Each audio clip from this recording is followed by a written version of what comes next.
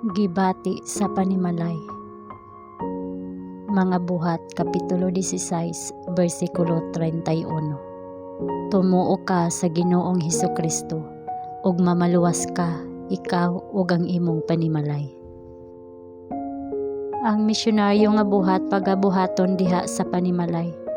Dinhi ang mga midawat kang Kristo, magpakita kung unsa ang grasya nga nabuhat alang kanila. Ang usa ka balaanong impluwensya nagkontrolar sa tinuod nga magtotoo ni Kristo, ug kini nga impluwensya naghimo sa iyang kaugalingon nga mabati sa tibuok panimalay ug paborable alang sa kahingpitan sa mga kinaiya sa tanan diha sa panimalay.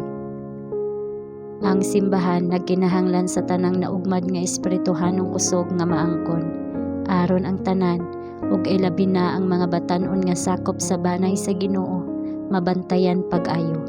Ang kamatuoran nga nagpuyo sa panimalay nagpabati sa kaugalingon sa walay interes nga pagtrabaho sa gawas sa nasod.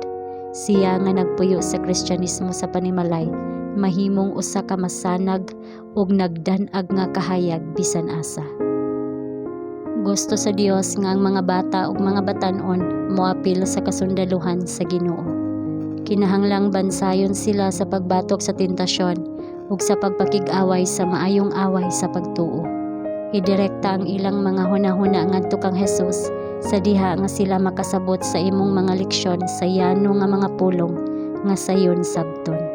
Tudloi sila sa pagpugong sa kaugalingon.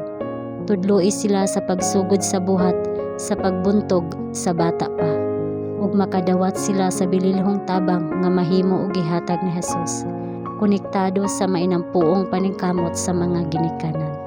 Awhaga sila uban sa makapadasig nga mga pulong alang sa mga gubat nga ilang gipakig-awayan, sa pagbatok sa tentasyon ug gikan sa mga mananaog pinaagi sa grasya nga gihatag kanila ni Hesukristo.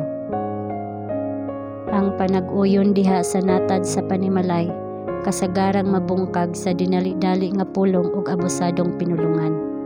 Unsa ka maayo nga wala kini gisulti.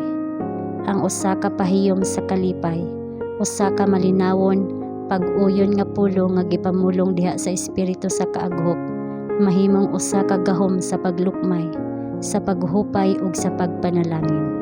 Daghan ang nangatarungan sa ilang dinali-dali nga mga pulong ug mainiton nga mga pagbati pinaagi sa pag-ingon. Ako sensitibo, dali ra ko masuko. Kini dili gayud makaayo sa mga samad nga nahimo pinaagi sa dinali-dali mainiton nga mga pulong. Ang natural nga tawo kinahanglan mamatay ug ang bag-ong tawo si Kristo Jesus manag-iya sa kalag. Mahimo nimong ipakita pinaagi sa imong kinabuhi kung unsa ang mahimo sa gahom o grasya sa Dios sa pagbag-o sa natural nga tawo ngadto sa usa ka espirituhanon nga tawo diha kang Kristo Jesus.